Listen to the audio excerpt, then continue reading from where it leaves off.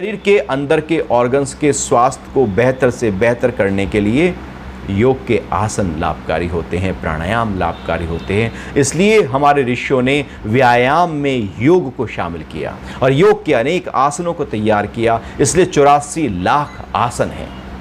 आप कठिन से कठिन आसन कर सकते हैं। आप लगातार एक के बाद एक आसन करते हुए नृत्य के रूप में आसन को कर सकते हैं। सारे नृत्य के सारी स्थितियां आसन ही हैं। एक के बाद दूसरे आसन को जोड़कर नृत्य तैयार किया गया। चूंकि आसन भी, योग भी भगवान शंकर की परंपरा से है और नृत्य भी भगवान शंकर की परंपरा से है। आप कठिनतम आसन कर सकें, आप सरलतम आसन कर सकते हैं, आप बहुत सूक्ष्म से सूक्ष्म भी कर सकते हैं। ये हमारे ऊपर है कि हमने अपने आप को, यदि उसमें रुचि एक बार जग गई तो शरीर की बाह्य जो बनावट है, जो स्वास्थ्य है, हमें वी शेप बॉडी चाहिए, हमें पूरी तरह से कंधे मजबूत चाहिए, पेट कम होना चाहिए, तो वो सब आसनों के माध्यम से अपने आप आने लगेगा। योग के बहुत सारे आसन ऐसे हैं जो आपकी बॉडी के पूरे वेट को ही हाथों पर उठा लेते हैं। तो हाथों की मजबूती, कंधों की मजबूती, हर स्तर पर ये योग का जो व्यायाम है ये लाभकारी होता है। इसलिए इस व्यायाम को, इस योग को अपने जीवन का हिस्सा बनाएं। वास्तविकता में योग व्यायाम नहीं है, लेकिन यदि इसको व्यायाम के रूप में केवल इसके आसन के पक्ष को हम देखते हैं तो ये व्यायाम की तरह हो जाता है। लेकिन जब इसकी और गहराइयों को देखते हैं, ध्यान को देखते हैं, तो ये फिर व्यायाम से कहीं आगे बढ़कर हमारे जीवन का एक साथी बन जाता है, एक गुरु बन जाता है, एक मार्गदर्शक बन जाता है। व्यायाम चाहिए शरीर को, शरीर के स्वास्थ्य को बेहतर करने के लिए। जो रोज व्यायाम करते हैं उनका शरीर उम्र आने के साथ साथ भी चमकता रहता है। 50 साल की उम्र में वो 40 के दिखाई देने लगते हैं, चूंकि उन्होंने सही प्रकार से व्यायाम को जीवन का हिस्सा बनाया। लेकिन जो लोग अति व्यायाम करते हैं, बहुत ज़्यादा व्यायाम करते हैं, बहुत, आप देखना उनका स्वास्थ्य शुरू में तो लगेगा कि बहुत अच्छा है, लेकिन धीरे धीरे गड़बड़ाने लगेगा। अति व्यायाम हमेशा नुकसानदायी होता है। अति सर्वत्र वर्जते।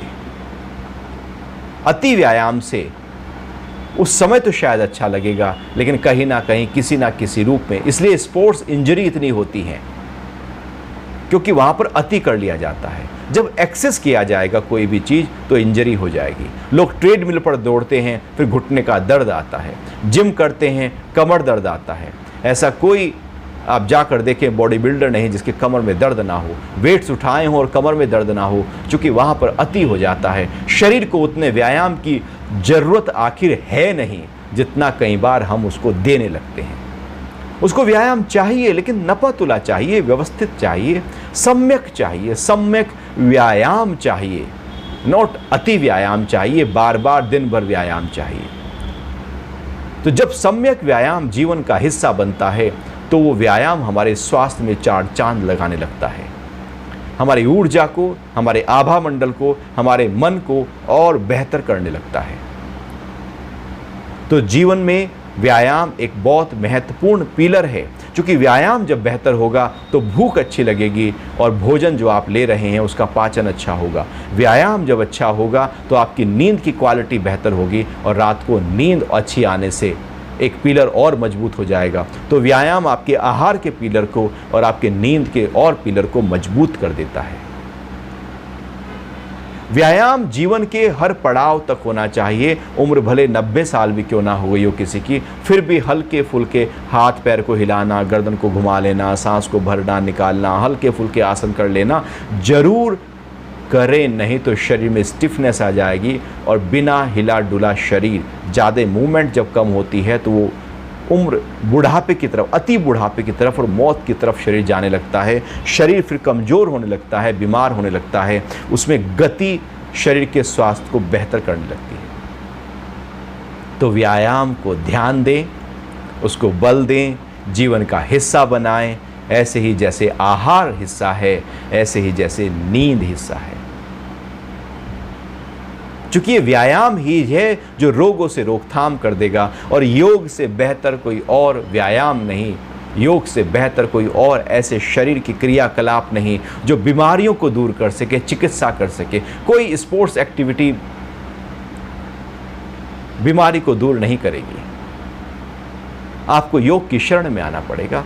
कमर दर्द है, गर्दन दर्द है, डायबिटीज़ है, जो भी बीमारी है उसके हिसाब से एक प्रोटोकॉल तैयार किया जाता है। कौन से आसन, कौन से प्राणायाम, कौन से षटकर्म के अभ्यास, साथ में डाइट कैसी हो, दिनचर्या कैसी हो, वो सब एक प्रोटोकॉल के हिसाब से योग चिकित्सा करने लगता है।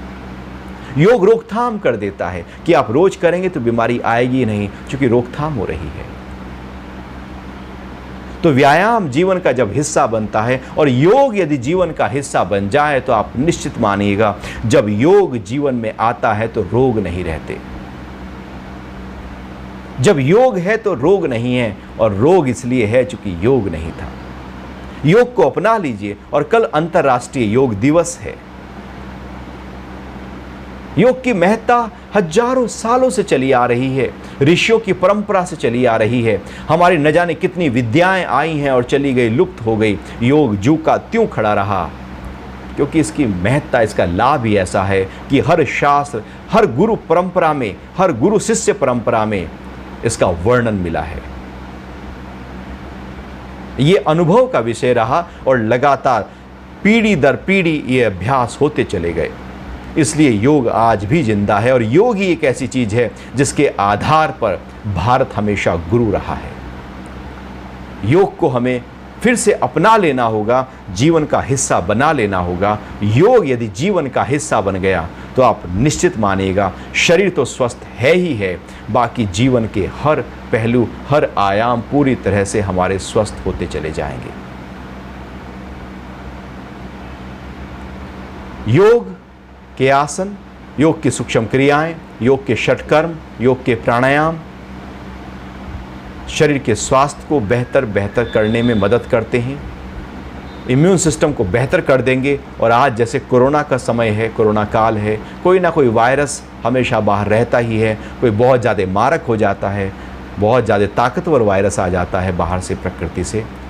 तो ऐसे में हम भी ताकतवर हो जाएं।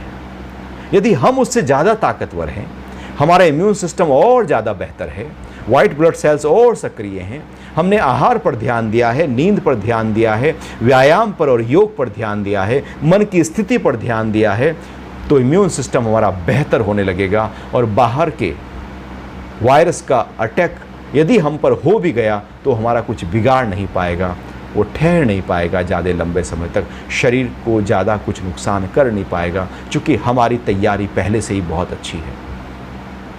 ये तो केवल एक वायरस की बात है। ऐसे न जाने कितने रोग हैं, अनगिनत रोग हैं, असंख्य रोग हैं, जिनकी रोकथाम योग के माध्यम से हो ही जाती है। और जो चौथा पिलर है उसकी बात मैं कहूं, वो है मानसिक स्वास्थ्य, एक महत्वपूर्ण पिलर। मानसिक स्वास्थ्य, मेंटल हेल्थ। हमारे जीवन में नींद अच्छी है, पैसा अच्छा है, घर बहुत अच्छा है, ऐशो आराम है, आहार बहुत अच्छा खाने को मिलता है, एक्सरसाइज भी खूब करते हैं, मन मौज के करते हैं। लेकिन जो मन का स्वास्थ्य है यदि वो गड़बड़ाया हुआ है तो बाकी सब हो बेकार है। सारे ऐशो आराम भी हो जाएं हमारे पास, यदि मन सही नहीं है तो सब होते हुए भी बेकार है। मेंटल हेल्थ बहुत जरूरी है। मन में प्रसन्नता, मन में उत्साह, मन में उमंग, उल्लास, स्फूर्ति, क्रिएटिविटी बहुत जरूरी है। यदि वो मन में वो प्रसन्नता नहीं है तो आप निश्चित मानिएगा, मन के बीमार होने से शरीर बीमार होने लगेगा। और शरीर में अक्सर जो बीमारियां पड़ी हैं वो मन की बीमारियां पड़ी हैं। बीमारी तो मन में थी, लेकिन साइकोसोमैटिक है। जो मन में है वो तन पर जरूर आ जाएगा, क्योंकि मन और तन जुड़ा पड़ा है आपस में। मन को बड़ा करते जाओ, बड़ा करते जाओ, बड़ा करते जाओ तो शरीर बन जाता है। शरीर को छोटा करते जाओ, छोटा करते जाओ, बिल्कुल सूक्ष्म कर दो तो वो मन बन जाता है। मन का स्थूल हिस्सा शरीर है, शरीर का सूक्ष्म हिस्सा मन है। मन और तन जुड़े पड़े हैं आपस में, इसलिए शरीर में कोई रोग आता है तो मन में दुख पैदा होता है, मन में कष्ट पैदा होता है। और मन में कोई उसका नेगेटिविटी आती है, तनाव आता है, तो शरीर में high blood pressure, heart disease, या कोई भी अन्य बीमारी पैदा होने लगती है। तन और मन का आपस में जुड़ाव है। यदि मन स्वस्थ है तो आपका शरीर स्वस्थ रहेगा ही रहेगा। बहुत से लोग केवल मन को प्रसन्न करके ही अपने आप को स्वस्थ कर लेते हैं। केवल मन हमने यदि स्वस्थ कर लिया, फिर भोजन जैसा भी है वो शरीर को एकदम लग जाएगा। और मन खुश नहीं है तो बहुत अच्छे से अच्छा भोजन भी वो लग नहीं पाएगा। व्यायाम हल्का फुल्का भी है और मन बहुत प्रसन्न है तो वो हल्का फुल्का थोड़ा व्यायाम भी हमारे शरीर के लिए बहुत ज़्यादा लाभकारी हो जाएगा। और मन ही पूरी तरह से बिखरा पड़ा है तो ज़्यादा व्यायाम भी लाभकारी नहीं होगा। और मन यदि अच्छा है तो नींद की क्वालिटी अपने आप बेहतर होगी। और आज मेंटल हेल्थ सबसे ज़्यादा गड़बड़ा गई है वर्ल्ड वाइड। जरा जरा सी बात पर हम बिबक जाते हैं, परेशान हो जाते हैं, इरिटेट हो जाते हैं।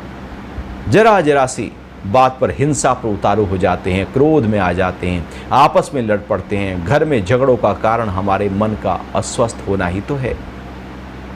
सारे झगड़े, सारा तनाव हमारे मन के आधार पर खड़ा है।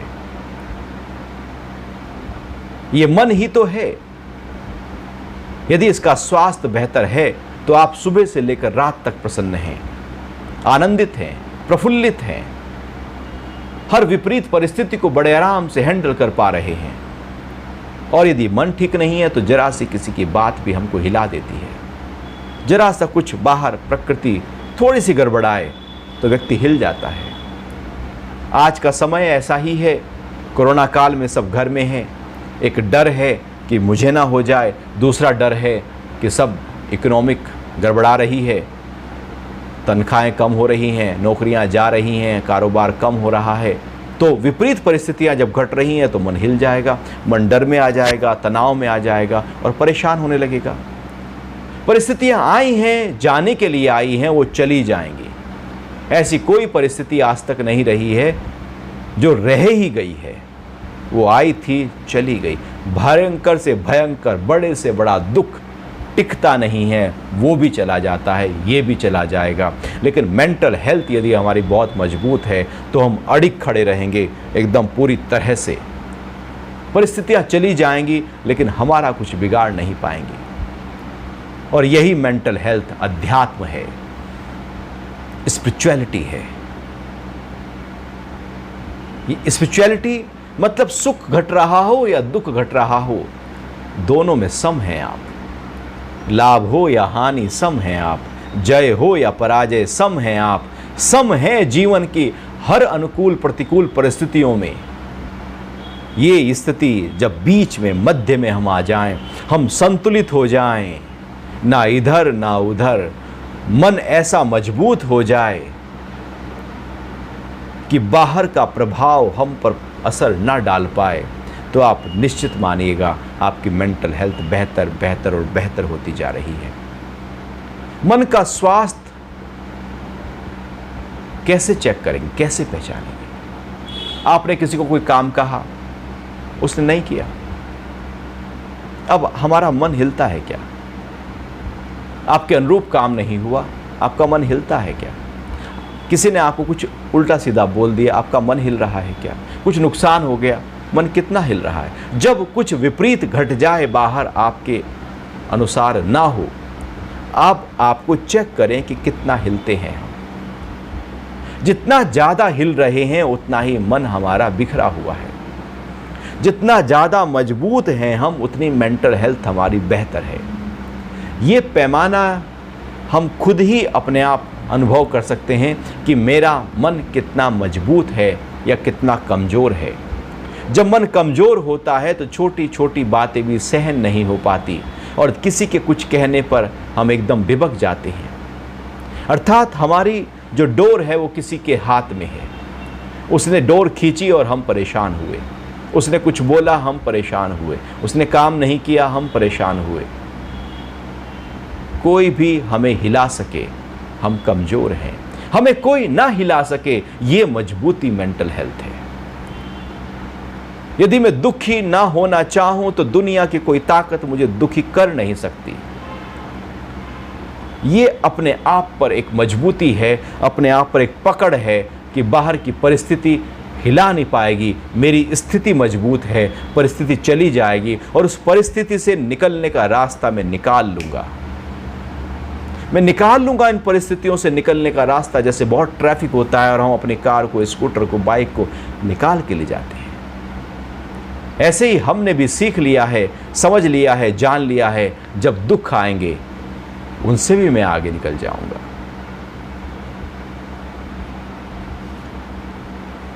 महत्वपूर्ण है मेंटल हेल्थ जब जीवन में सब कुछ बेहतर हो रहा हो, सुख घट रहा हो। उस समय हम यदि उस सुख में पूरी तरह से रमे हुए हैं, उसको मजा कर रहे हैं, एंजॉय कर रहे हैं, तो आप निश्चित मानिएगा दुख भी बहुत ज़्यादा हिलाने वाला है। जितना सुख चाहिए दुख उतना ही खड़ा है। सुख के आधार पर दुख खड़ा होता है। जितना सुख की तलाश होती है उतना दुख पीछे पीछे आ जाता है। सुख और दुख सिक्के के दो पहलू हैं। एक को चाहोगे दूसरा प्रकट हो जाएगा। कौन चाहता है जीवन में दुख आए, लेकिन ऐसा कौन है जिसके जीवन में दुख नहीं है। बिना चाहे भी दुख प्रकट ही है, क्योंकि सुख चाहा था इसलिए दुख खड़ा है। सुख ही ना चाहो तो दुख भी नहीं आएगा। अध्यात्म कहता है कि आप आनंद में आ जाओ, सुख से भी ऊपर एक ऐसी स्थिति में आ जाओ जहां पर सुख हमेशा रहे। लगातार रहने वाला सुख आनंद कहलाता है। गीता में इसको अक्षय सुख कहा है। एक भीतर का आनंद, एक भीतर की मुस्कुराहट, एक भीतर की प्रसन्नता को आप हमेशा पकड़ कर रखो। परिस्थितियां आई हैं चली जाएंगी, आई हैं चली जाएंगी, वो आती रहती हैं, वो जाती रहती हैं। आप न हिलें, इतना मजबूती आपके अंदर आ जाए और ये प्रैक्टिस सुख में शुरू करें। जब सब सुख है तब उससे थोड़ा सा किनारा करके देखें कि सुख के बिना भी क्या मेरा गुजारा चल सकता है, क्या सुख के बिना भी मैं ऐसे ही जी सकता हूँ, क्या सुख के बिना भी मेरे अंदर प्रसन्नता रह सकती है। जब सुख में तैयारी हो गई तो दुख कुछ बिगाड़ नहीं सकता। कबीरदास जी कहते हैं कि दुख में सुमिरन सब करें और सुख में करे न कोय। जो सुख में सुमिरन करे तो दुख काहे को होए। तैयारी सुख में शुरू होती है, दुख में नहीं। जब दुख आता है तो भगवान को याद करते हैं, तैयारी तो उस समय है ही नहीं। जब आग लग गई, अब थोड़ी पानी को देखेंगे, अब थोड़ी हम सीज फायर कैसे करेंगे। आग बुझाने के इंतजाम तो पहले से होते हैं, सब कुछ तैयारी पहले से होती है। यदि ये परिस्थिति घटी तो मैं तैयार हूं या नहीं। तो जब सुख है तब तैयारी हो गई है दुख की। यदि दुख घटा तो मेरा मन तैयार है या नहीं। और अध्यात्म यही काम करता है, स्पिरिचुअलिटी यही काम करती है। हमारे मन को सजा देती है, बना देती है, मजबूत कर देती है और हर परिस्थिति को सहन करने की क्षमता पैदा कर देती है। क्योंकि अध्यात्म हमारे भीतर समाधान को प्रकट कर देता है।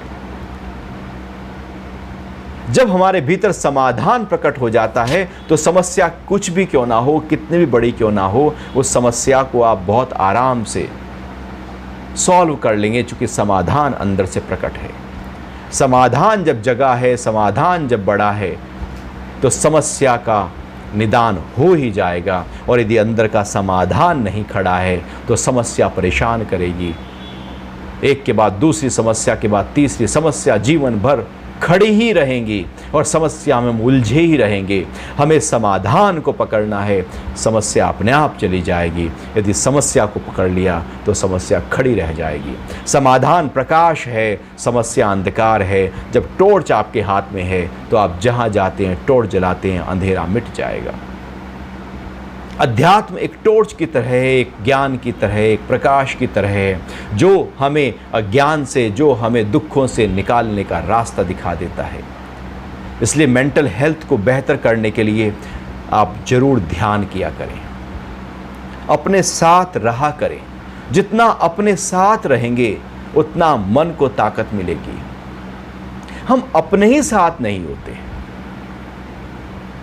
कोई ना कोई वृत्ति, कोई ना कोई ख्याल बाहर का ही होता है हमारे अंदर हर समय। आप वॉक भी कर रहे होते हैं तब भी किसी के बारे में सोच रहे होते हैं, खाना खा रहे हैं किसी के बारे में सोच रहे हैं, कुछ भी कर रहे हैं कुछ और ही सोच रहे हैं। मन किसी ना किसी के कारण से भरा पड़ा है। बाहर की भीड़ हमारे अंदर जमी पड़ी है। ये बाहर की भीड़ यदि पूरी तरह से जमी रहेगी तो हम अपने साथ कैसे आ पाएंगे? अध्यात्म है अपने साथ आना, स्पिरिचुअलिटी है अपने साथ रहने की प्रक्रिया। और ध्यान में हम यही करते हैं, जहाँ पर आप होते हैं और केवल आप होते हैं, वहाँ किसी और का ख्याल नहीं होता। जितना अपने साथ होते हैं उतना मानसिक स्वास्थ्य, बौद्धिक स्वास्थ्य, भावनात्मक स्वास्थ्य मजबूत होता चला जाता है, चूँकि आप अंतर्मुखी होते चले जाते हैं। अपने साथ रहने से ऊर्जा जो अनावश्यक बाहर की तरफ बिखर रही थी वो इकट्ठा होकर अंतर्मुखी होती चली जाती है। और यही ध्यान, यही अध्यात्म, यही सत्संग, यही शास्त्रों का अध्ययन, यही स्वाध्याय काम करता है। वो हमारे अंतरतम को, जैसे हमने बिल्डिंग बाहर तो बहुत बना ली लेकिन अंदर बिल्डिंग नहीं बनाई। जितना बाहर बढ़े हैं यदि उतना ही अंदर बढ़ जाएं तो बाहर की जो चमक है वो रौनक देती है, और यदि अंदर कमजोरी रह गई तो बाहर की चमक भी रौनक नहीं देती। प्रसन्नता भीतर की होनी चाहिए, इसलिए जीवन में प्रसन्नता को जरूर पकड़ लेना। प्रसन्नता, मुस्कुराहट आपका हिस्सा बन जाए, आपका अंग बन जाए। सुबह से लेकर रात तक इस मुस्कुराहट को पकड़ कर रखना।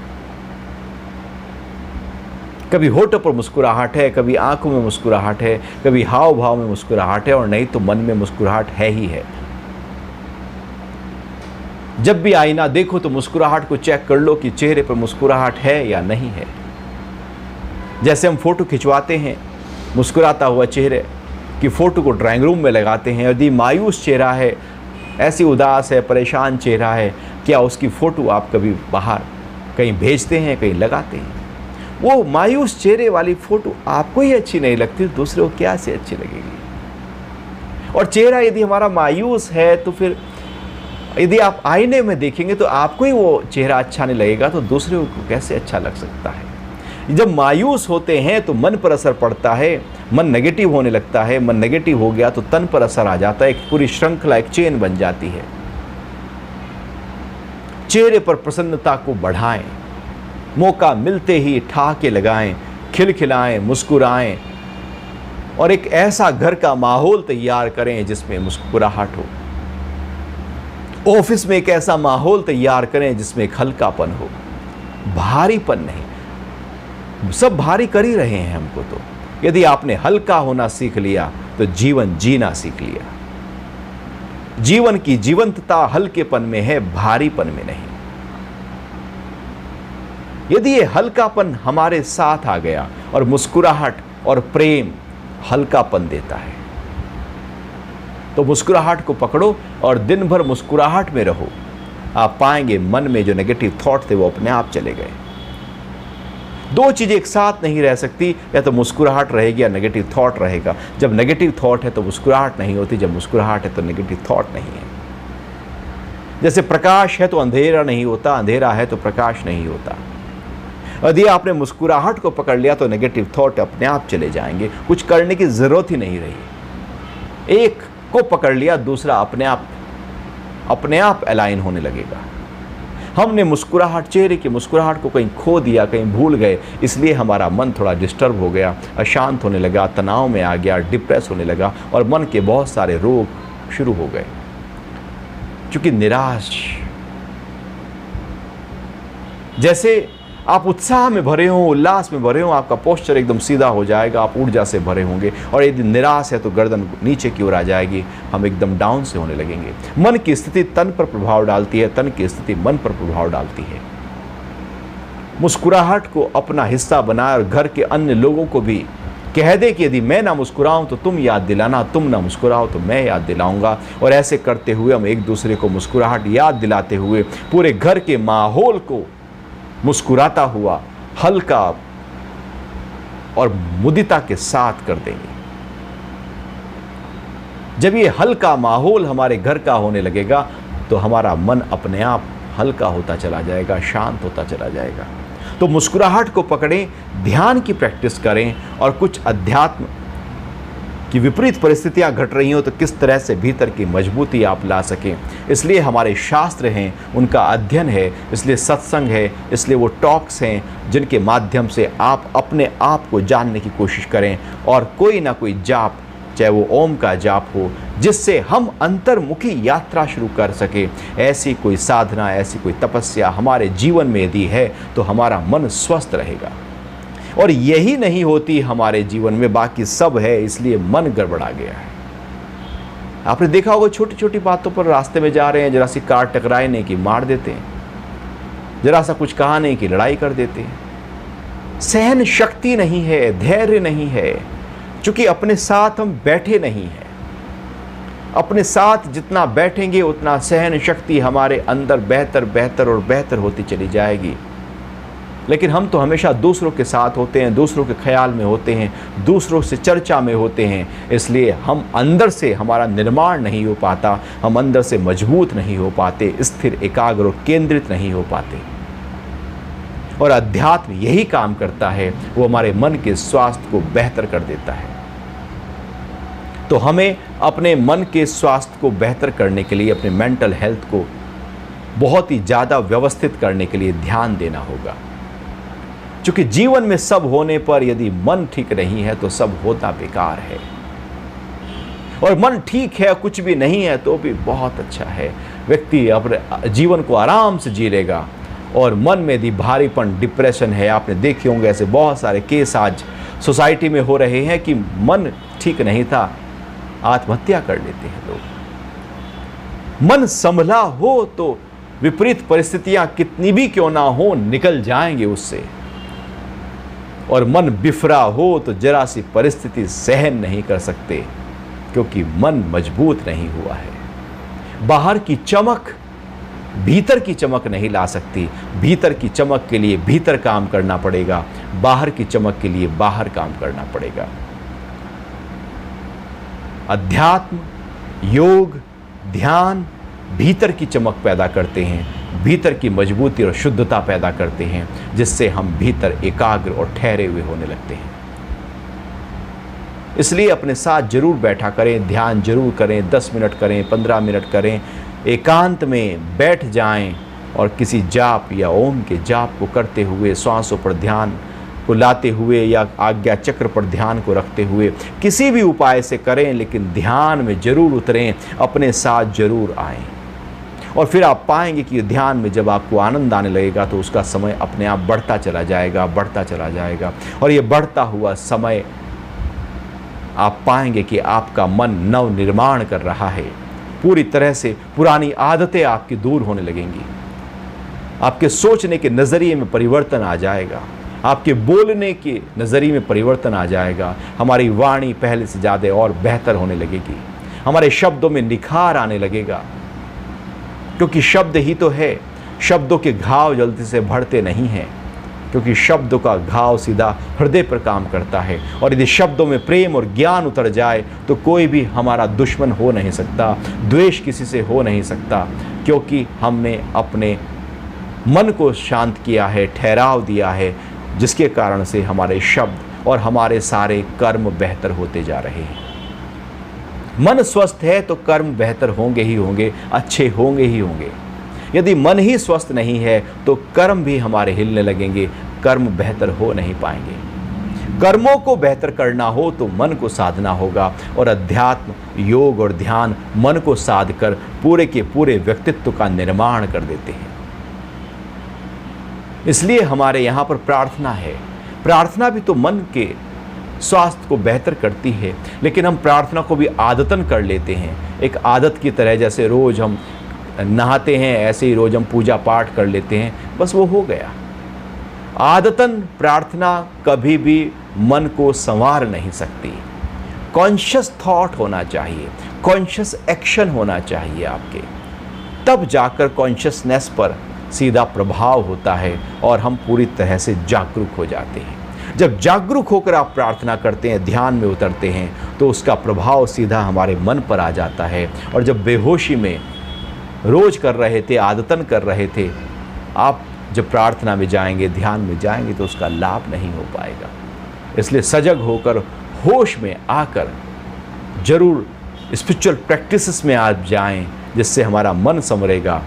आज आप देखते हैं छोटे छोटे बच्चों में भी वो धैर्य नहीं है, वो पेशेंस नहीं है। छोटी छोटी बातों पर आप कुछ समझाएं और कुछ कहें तो बिफर जाते हैं, वो इरिटेट होने लगते हैं, नाराज हो जाते हैं, क्योंकि मन गड़बड़ा रहा है, बच्चों से गड़बड़ा रहा है। और फिर वही आदत धीरे धीरे धीरे धीरे जब उम्र बढ़ेगी तो वो और पक जाएगी।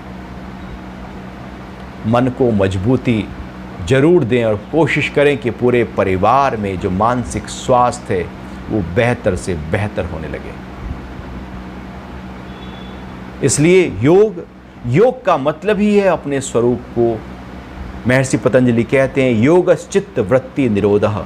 जो हमारा अंदर मन बुद्धि अहंकार है, उसमें जो इतनी सारी वृत्तियाँ, इतने ख्याल तरंगों की तरह हमेशा दौड़ते रहते हैं, बाहर का ख्याल है, इसका ख्याल है, इच्छा है, वासना है, कुछ ना कुछ हर समय हलचल चलती रहती है। जब तक वो चल रही है तब तक अशांत हैं हम, लेकिन जब वो ठहर जाएं, स्थिर हो जाएं, एकाग्र हो जाएं तो शांत हैं हम। वही योग है, अपने स्वरूप को अनुभव करना ही योग है और भीतर उतर जाना ही योग है। यही अध्यात्म है, यही मुक्ति पथ है, यही हर समय रहने वाला आनंद है और वो अपने साथ जुड़कर ही आएगा और अनुभव होगा। इस तरह से ये 4 पिलर हैं। हमने पहले बात की भोजन की, आहार की, दूसरा था नींद, तीसरा था व्यायाम और चौथा है मानसिक स्वास्थ्य। चारों एक दूसरे से जुड़े पड़े हैं। चारों को रोज ध्यान देना है, रोज बल देना है और आप पाएंगे आपका जो स्वास्थ्य है वो बेहतर बेहतर और बेहतर होता चला जाएगा। यदि आपका इसमें से कोई भी एक चीज गड़बड़ा रही है वो आपको पता होगा। यदि रात को नींद गड़बड़ा रही है तो आपका आहार गड़बड़ा जाएगा, व्यायाम करने की इच्छा नहीं करेगी उस दिन। रात को नींद गड़बड़ाएगी तो सुबह की वॉक की इच्छा नहीं करेगी और फिर मन थोड़ा इरिटेट होने लगेगा। एक के गड़बड़ाने से तीनों पर असर जाने लगेगा। कोई भी एक गड़बड़ा जाए, भोजन गड़बड़ा जाए, भूख सही ना लग रही हो तो आप व्यायाम नहीं कर पाएंगे, नींद की क्वालिटी बेहतर नहीं हो पाएगी और ध्यानस्थ नहीं हो पाएंगे, मेंटल हेल्थ गड़बड़ा जाएगी। एक के गड़बड़ाने से बाकी 3 हिल जाएंगी। इसलिए चारों को समुचित ध्यान देना है, लगातार ध्यान चारों को देना है। जब हम चारों को ध्यान देने लगते हैं तो हमारा शरीर स्वस्थ होने लगता है, मन स्वस्थ होने लगता है, हमारे इमोशंस जो हैं, जो भावनाएं हैं, भावनाएं भी बहुत ज़्यादा फ्लक्चुएट होती रहती हैं। हमारे अंदर बहुत ज़्यादा हलचल भावनाओं के कारण भी होने लगता है, तो हमारी भावनाएं भी मजबूत होती चली जाएंगी। तो यदि हमने चारों में से यदि हम देखें तो आहार को आप ध्यान दे देते हैं, आप एक्सरसाइज भी कर लेते होंगे, आप नींद पर भी ध्यान दे देते होंगे, लेकिन जो चौथी बात है मानसिक स्वास्थ्य, वो गड़बड़ा जाता होगा और वो ही सबसे महत्वपूर्ण है। यदि मन स्वस्थ है तो आप हर परिस्थिति को संभाल सकते हैं, हर परिस्थिति से उभर सकते हैं और परिस्थितियों को अवसर बना सकते हैं। आपदा अवसर बन जाएगी, वहीं से आप कुछ नया सोच लेंगे और आगे बढ़ते चले जाएंगे। मन यदि स्वस्थ है तो कम हो तो भी गुजारा चल जाएगा और मन यदि स्वस्थ नहीं है तो और हमेशा चलता रहेगा, क्योंकि मन ऐसा है जो टिकता नहीं है, ठहरता नहीं है, ये पास्ट और फ्यूचर में दौड़ रहा है। ये मन हमेशा भाग रहा है इधर उधर और हमारे मानसिक स्वास्थ्य को गड़बड़ा रहा है। जब ये मन पास्ट में जाता है तो दुख की बातों को खींच लेता है, याद कर लेता है, इकट्ठा कर लेता है, चुन लेता है और उनको बैठे बैठे याद करके दुखी होने लगता है। हम पुरानी बातों को उनकी चर्चा करके दुखी होने लगते हैं। वो पुरानी बातें जिसमें दुख था वो ज़्यादा याद करता है मन, और उसी तरह की बातों को याद करके दुखी होने लगता है मन। और जब मन पास्ट में नहीं होता तो फ्यूचर में चला जाता है, और फ्यूचर में जाता है तो वहाँ इमेजिनेशंस होते हैं। फ्यूचर में भागता हुआ मन लेकर आएगा कि जो मेरे पास नहीं है वो कैसे आ जाए, लोभ लेकर आएगा, और जो है वो चला ना जाए इसका डर लेकर आएगा। भागता हुआ मन हिला रहा है हमको, ये मानसिक अस्वस्थता है, असंतुलितता है कि हर समय मेमोरी और इमेजिनेशन में ही हम जी रहे हों। मानसिक स्वास्थ्य है कि अभी में जी रहे हैं। अभी में मतलब वर्तमान में। वर्तमान में मतलब जो कर रहे हैं पूरी तरह से अभी में स्थित हैं। सुबह नहा रहे हैं तो नहाने को एंजॉय कर रहे हैं, ड्रेसअप हो रहे हैं, ड्रेसअप को एंजॉय कर रहे हैं, ब्रेकफास्ट ले रहे हैं, ब्रेकफास्ट को एंजॉय कर रहे हैं, ऑफिस का काम कर रहे हैं तो इसको एंजॉय कर रहे हैं, ड्राइविंग कर रहे हैं तो ड्राइविंग को एंजॉय कर रहे हैं। जहाँ शरीर है, इंद्रियाँ हैं, मन भी वहीं जब आने लगे तो हम वर्तमान में टिकने लगते हैं।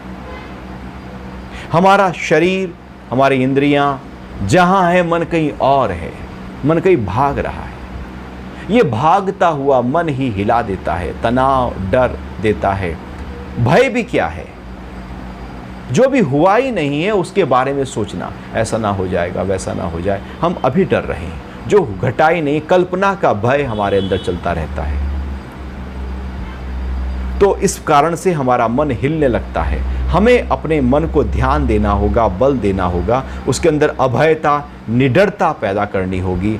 जो लोभ है, लालच है, ईर्ष्या है, जो द्वेष है, जो तुलना है, जो अपेक्षा है, जिनके कारण से हम हिल रहे हैं, इतनी इच्छाएं हमने पाली हुई हैं और इन इच्छाओं को पूरा करने में हम दिन रात लगे हुए हैं। यही तो सारा मानसिक अस्वस्थता का कारण है। इसी कारण से तो मन हिल रहा है। मन को ठहराना है तो अभी में आना होगा, वर्तमान में आना होगा। जितना मन अभी में आएगा उतना ठहर जाएगा। और ध्यान में हम क्या करते हैं, प्रार्थना में हम क्या करते हैं, मन को अभी में ही तो लेकर आते हैं। मन यदि अभी में आ गया, वर्तमान में आ गया, तो पास्ट फ्यूचर कहीं खो गया और ठहर गया मन, और ध्यानस्थ हो गए हम।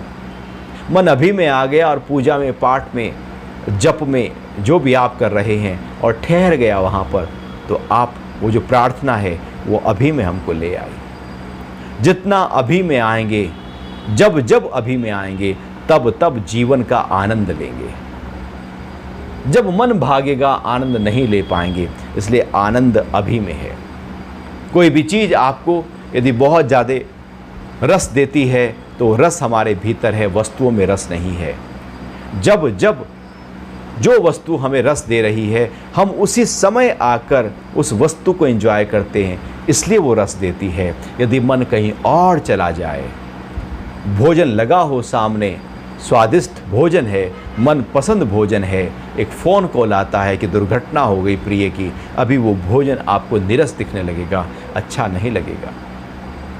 उस भोजन में रस हमने डाला था, भोजन में रस नहीं है, रस तो मेरे भीतर है। वस्तुओं में रस नहीं, रस तो मेरे भीतर है। जिसमें मैं रस डालता हूँ वो वस्तु, वो व्यक्ति, वो स्थान मुझे अच्छा लगने लगता है। यदि मैं हर जगह रस डाल दूं तो हर चीज़ मुझे अच्छी लगने लगेगी, लेकिन मैं तो चुन चुन कर रस डालता हूं और जहां नहीं डालता वहीं से ही दुख पैदा होता है। यदि हमने लगातार भीतर रहने वाले प्रेम को इस प्रकार से प्रकट कर दिया, उस प्रसन्नता को लगातार ले आए, उस शुक्राने को, उस थैंक्स को लगातार अपने साथ टिकाए रखा, बनाए रखा, तो आप निश्चित मानिएगा कि हमारा मन एकाग्र हो रहा है, ठहर रहा है, हल्का हो रहा है।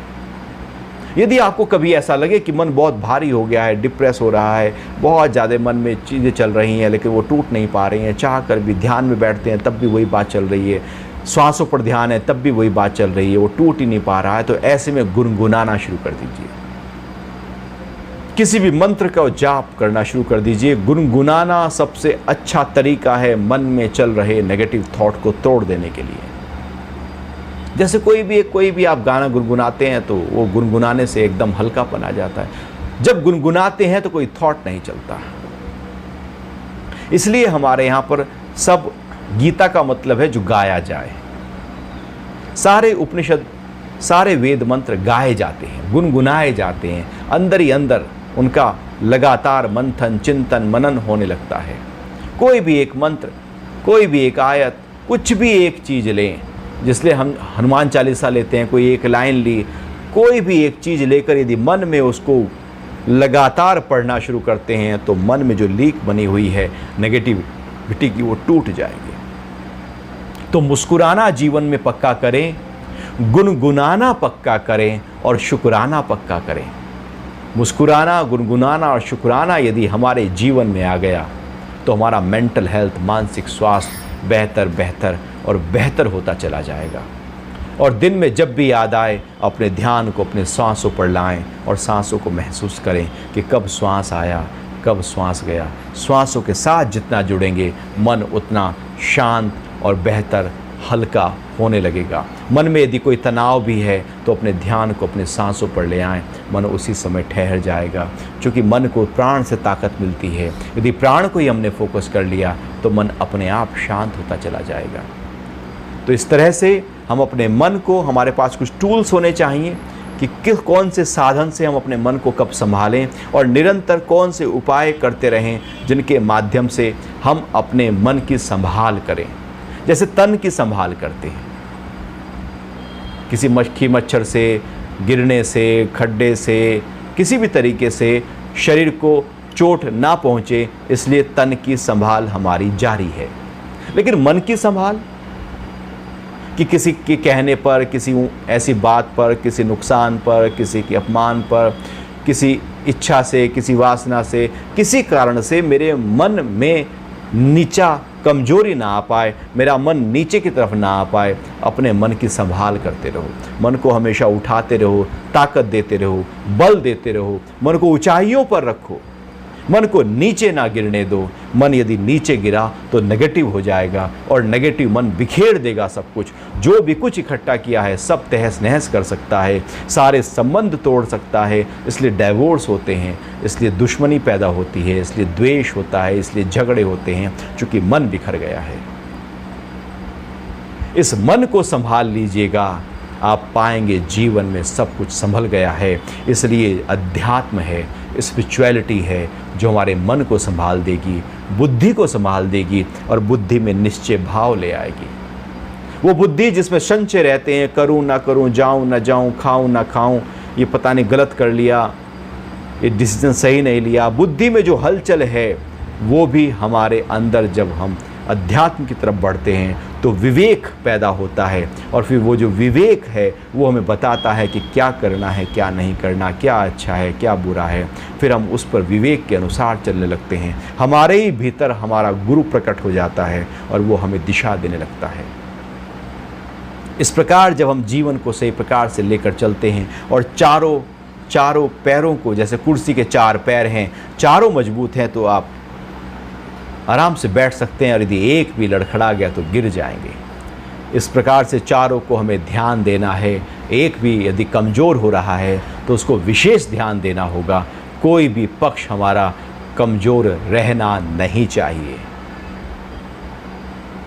तो आज हमने जीवन के 4 जो पक्ष हैं, आयाम हैं, पिलर्स हैं, उन पर चर्चा की, उनको थोड़ा सा ध्यान दिया। इसकी गहराइयाँ बहुत हैं, बहुत गहराइयों के साथ जीवन जिया जाता है। ऊपर के स्तर पर जिया गया जीवन हमें कहीं पहुंचाता नहीं, ऊंचाइयों पर लेकर नहीं जाता। ऊंचाइयों का मतलब है मन में उत्साह, उमंग, उल्लास, क्रिएटिविटी और शरीर के स्वास्थ्य, जो ऊंची स्थिति पर रहना चाहिए वो जब नहीं रह पाता तो जीवन होते हुए भी जीवन की जीवंतता नहीं होती। जीवन जीवंतता के साथ जिया जाए, जैसे फूल में महक है, सुंदरता है, रंग बिरंगे हैं, ऐसे ही जीवन में महक होनी चाहिए। आपके शब्द फूल जैसे महकने चाहिए, आपके कर्म निष्काम हों, आपके कर्म ऊंचे हों, आपके सोचने की प्रक्रिया भी ऊंची हो, आपके जो निर्णय हैं वो भी ऊंचे हों। जीवन का हर पक्ष ऊंचे स्तर पर जिया जाए, कोई भी पक्ष में निचले स्तर पर आप न आए। जब हम निचले स्तर पर आते हैं तो वहीं से कोई ना कोई रोग, चाहे वो शरीर का हो या मन का हो, शुरू हो जाता है। हमेशा ऊंचाइयों पर अपने आप को रखें। जैसे चील उड़ती है ऊपर, मांस का टुकड़ा दिखते ही वो नीचे आ जाती है। इतनी मेहनत की थी ऊपर उड़ने में, एकदम नीचे आना पड़ता है। ऐसे ही कोई इच्छा, कोई ऐसे मन का नेगेटिव थॉट हमें नीचे गिर सकता है, कोई वासना नीचे गिर सकती है। अपने आप को हमेशा संभाल कर रखना है। मजबूत रखना है, ऊंचाइयों पर रखना है और इन चारों पैरों पर हमें ध्यान देना होगा। अंत में एक बार ओम का जाप करके आज के इस सेशन को समापन करते हैं और फिर सुबह हम 7 बजे मिलेंगे योग के अभ्यासों के लिए। कल अंतर्राष्ट्रीय योग दिवस है, योग के अभ्यास करेंगे और जीवन में एक प्रण लेंगे कि अपने इन चारों पक्षों को हमें मजबूत करना है, इनको बल देना है। कोई भी एक पक्ष हमारा कमज़ोर ना हो, कोई भी एक पक्ष लापरवाही के साथ ना हो, प्रमाद के साथ ना हो। तो बैठेंगे आराम से ओम के जाप के लिए, चेहरे पर मुस्कुराहट रखते हुए श्वास को पूरा भरें।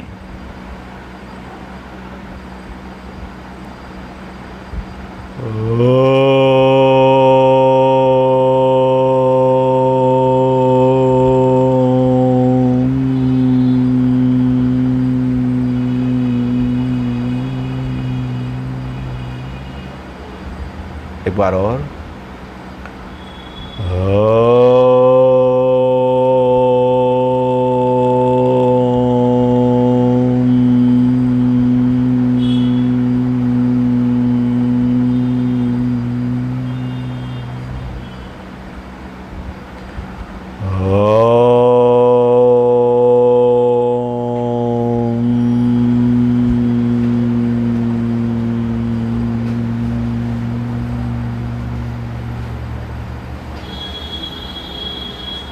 ओम शांति ही शांति ही शांति ही। हरिओम। आप सभी का बहुत बहुत धन्यवाद। बड़े प्रेम से आपने आज इस सेशन को सुना और मैं चाहूँगा कि जीवन का ये 4 हिस्से अंग बन जाएं और आप स्वस्थ रहें, मस्त रहें और हमेशा ऊंचाइयों पर जीवन जीते रहें। हरि ओम।